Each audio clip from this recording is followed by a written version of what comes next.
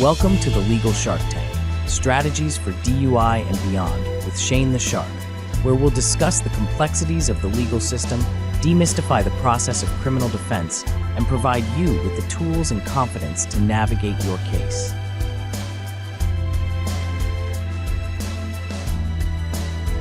Welcome to the Legal Shark Tank, Strategies for DUI and Beyond with Shane Hersner. I'm Sam Henninger, and I'm excited to talk with Shane today because we're going to talk about this evolving area of law surrounding marijuana OVI. So Shane, let's just get into this, and why don't you explain what constitutes a marijuana OVI offense? Sure. Right now in Ohio, the way that's most commonly used to determine if somebody is under the influence of marijuana for a DUI stop is a urine test.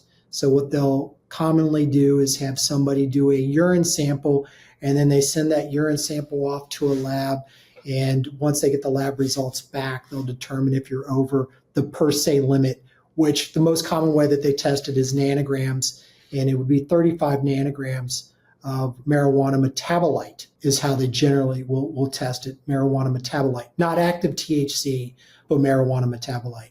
Are you saying they pull you over and ask you to pee in a cup? No, they'll take you back to the station, so you won't have to do it actually on scene, fortunately.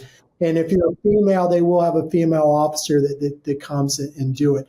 But yeah, I mean, that's you go back to the station, and they will have you to do a urine sample in a cup. They seal it, and they send it off to the labs. They're trying different ways of potentially analyzing it, but as of right now, today in Ohio, as we stand, that is the most common way that they test for marijuana OVIs is through urine samples of marijuana metabolite. Great. And for those who may be familiar, or most of us who may not be, you said 35 nanograms of metabolite as the threshold there.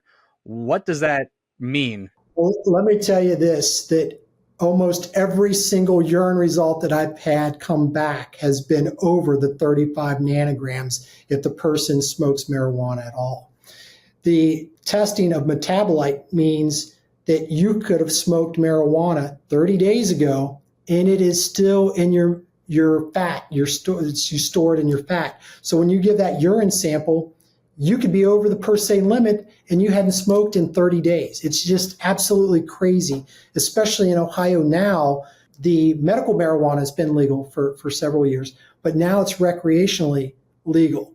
So if you recreationally smoke and they're testing you through a urinalysis of marijuana metabolite, I guarantee you're going to be over the 35 nanograms, whether you're high or not, whether you've smoked that day or ingested that day or not.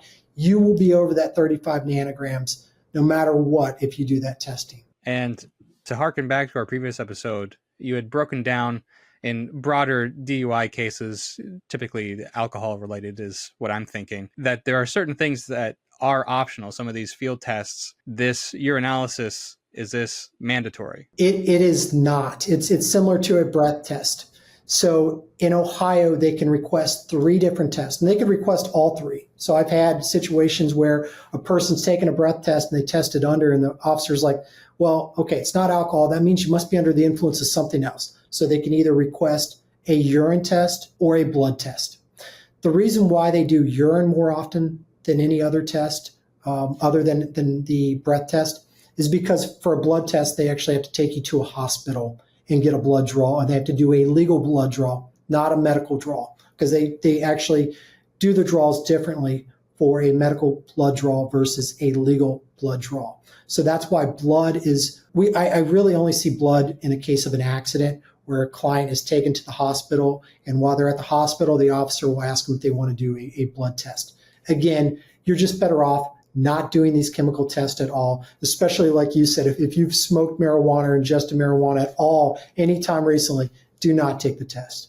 Okay, this is striking me as very puzzling. Maybe you can give your opinion on why the law stands as it does, because it could mean a great many things other than you were literally smoking marijuana and then operating a vehicle. Sam, it's crazy. And that's why I said it has to change here in Ohio, because the way that they currently do the testing, it's quite frankly, it's absurd.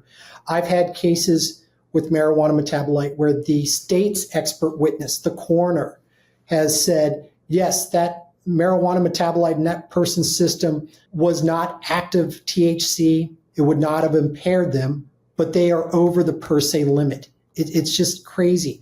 Now, there are different ways they could test for active THC. I still have some issues with some of them that they do, but there are ways to test for active THC. And I think that that would be at least a better standard when it comes to determining if somebody's under the influence of marijuana than this incredibly outdated urine screen for marijuana metabolite, which it should not exist at all in Ohio. Right. Well, we can always hope for changes and evolution in the law, but as it stands, how do you actually go about defending these cases as they come to you? The one thing about the standardized field sobriety test is those were done to determine if somebody's over a per se limit of alcohol.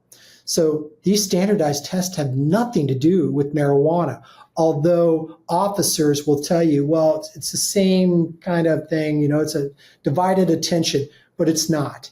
Those are tests that were done specifically for patients, I shouldn't say patients, for lab people to do it in a very protected atmosphere. And it had, trust me, they don't dose people with marijuana and see how they do on these field sobriety tests. Or at least they haven't yet. The officers will do other tests for marijuana. And I think there's a lack of scientific reliability on these tests, whether or not they actually can determine if somebody's under the influence or appreciably impaired from the marijuana. This is just a shot in the dark here, but I'm curious to know if the cases that have come across your desk, if there's more than one drug involved typically, or I put it another way, how often are these only marijuana cases coming to you? I've found now that legalized marijuana has been in Ohio that I've seen more cases when the urinalysis comes back with additional drugs than just marijuana. And I think because people are more comfortable with the fact that they can smoke marijuana or ingest marijuana, edibles and things like that, and feel like they're not going to be prosecuted for possessing those type of things. So I have found that that's a little lax, so people tend to get stopped for the marijuana, but then we find out that there's other stuff in their system. But most of the time on marijuana, at least in Ohio, if they get over the per se marijuana metabolite, they don't always test for any other substances in your system. Once they have that number, they may say it was detected in their system, but they may not test for an actual amount in their system. What are the do's and don'ts if you are pulled over for suspected marijuana? It's very similar to the alcohol-related things. Just don't do any of the field sobriety testing, because a lot of these testing, they're subjective. So somebody's going to look at them and say, well, I think I saw a tremor in their eye, or believe it or not, they look for a person's tongue to be green. And it's crazy, some of the things that they say that they see or observe, that it's just not even worth it to do these testing, especially, like I'd mentioned, the field sobriety testing, that there's no scientific validity, that you'll fail the HGN, the walk and turn, and the one-leg stand test. As a matter of fact, on HGN, if somebody's under the influence of just solely marijuana, active THC, they shouldn't exhibit any clues in HGN. I couldn't tell you how many times I've had a marijuana case where an officer has indicated that they've seen clues on HGN, and it's only marijuana. And it's because the officers don't know that they're not supposed to observe that clue, so they just automatically mark it. Wow, you're really breaking down for us how these field tests work and how they may or may not do what is intended, and how officers just aren't as exposed to these types of tests, what to look for, as you are, because not only are you certified, but you're handling 100 cases a year related to this kind of stuff. Don't do the urine test. You can't do the urine test, because I guarantee you, if you do, I've never seen someone tell me, I'm a marijuana user, and it come back under the per se limit. 35 nanograms is so small. Normally when I get a test back, Sam, and it's somebody who smokes regularly, it's like 1,000 nanograms. So it's something crazy. Now, the good thing about Ohio is that they're trending towards trying to find, like you had mentioned, it's absurd the way they do it now. The trend now is to try to find a test that can actually detect active THC.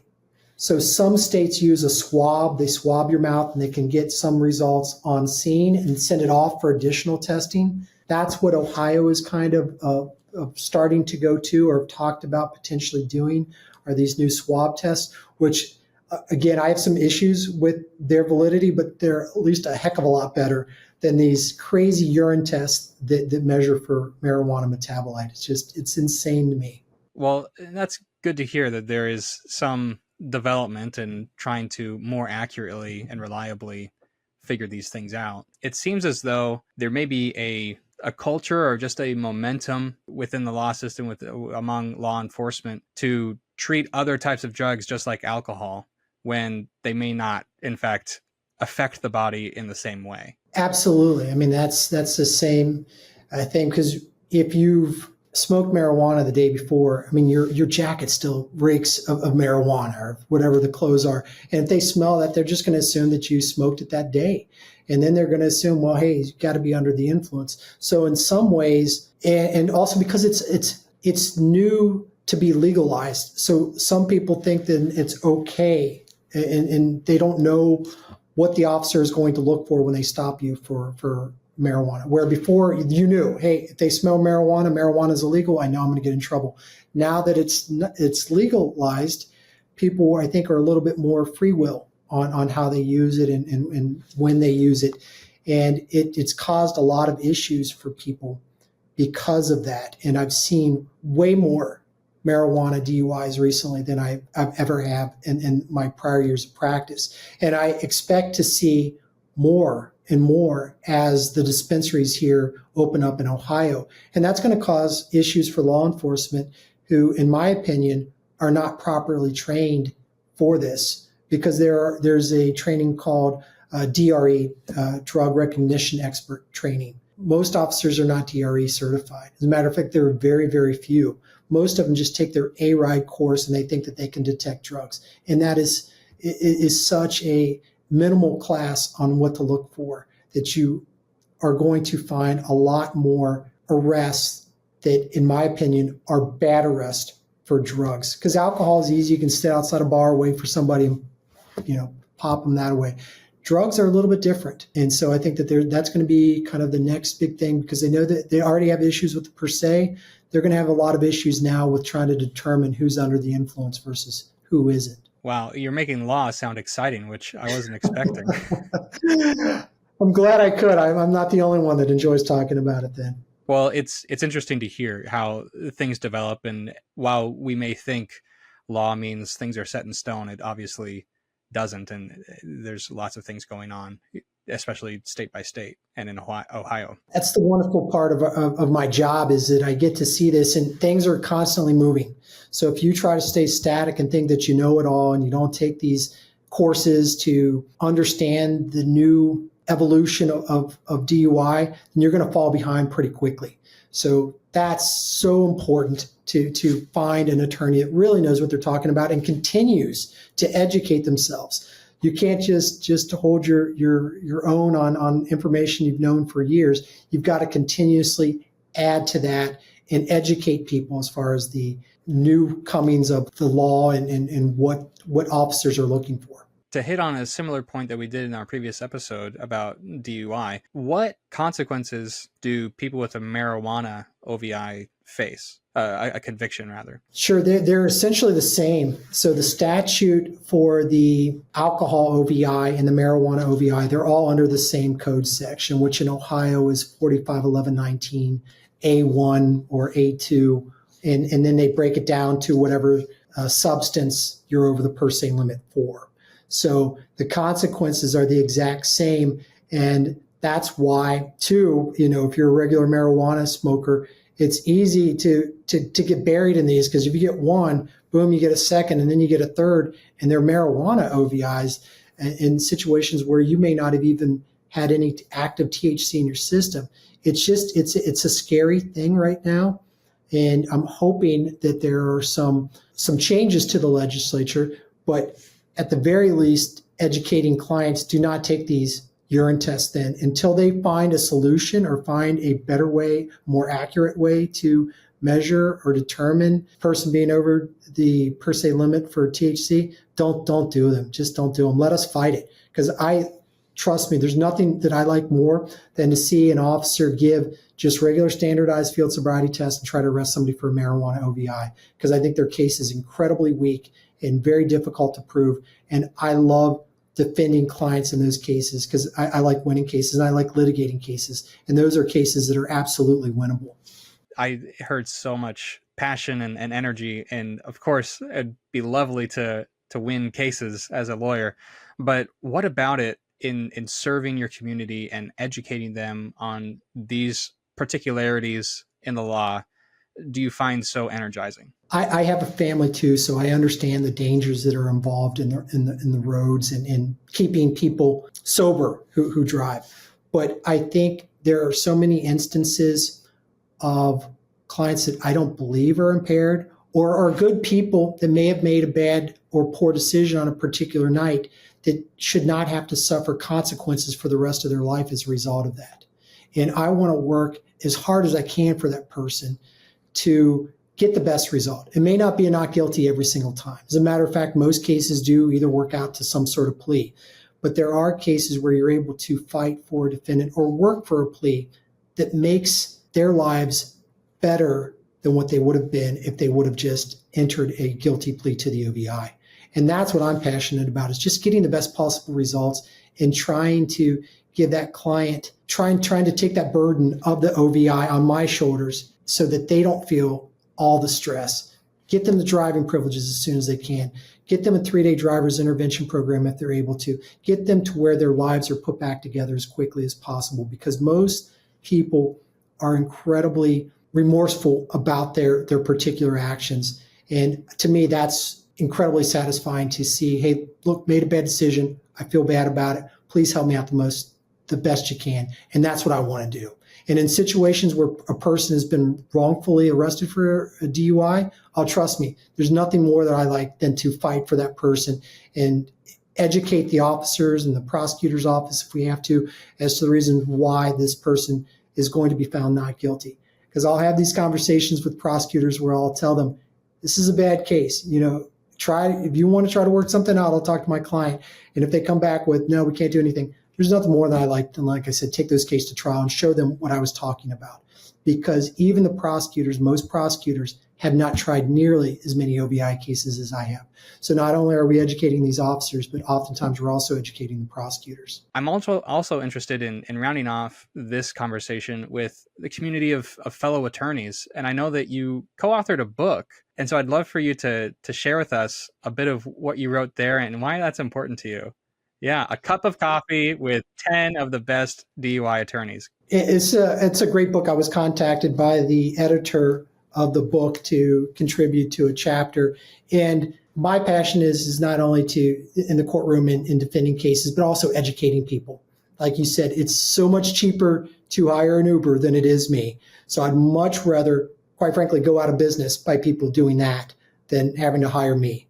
But the reality is that people are still going to make that decision. And there are officers that are going to make wrong calls when it comes to DUI arrests. So I've got to be out there. But it was a pleasure writing this book and getting it out there to as many people so people can be educated on what their rights are and what they should do in these type of situations. And that's why I love the thought about this podcast is, just being able to show people or tell people what their options are and what they should do. It's a wonderful opportunity, and I'm just so very fortunate to have it. This has been the Legal Shark Tank, Strategies for DUI and Beyond with Shane Hersner. I'm Sam Henninger, and please remember to like, share, subscribe, because we will continue to have great conversations just like this. Thank you, Shane. Thanks, Sam. I appreciate it.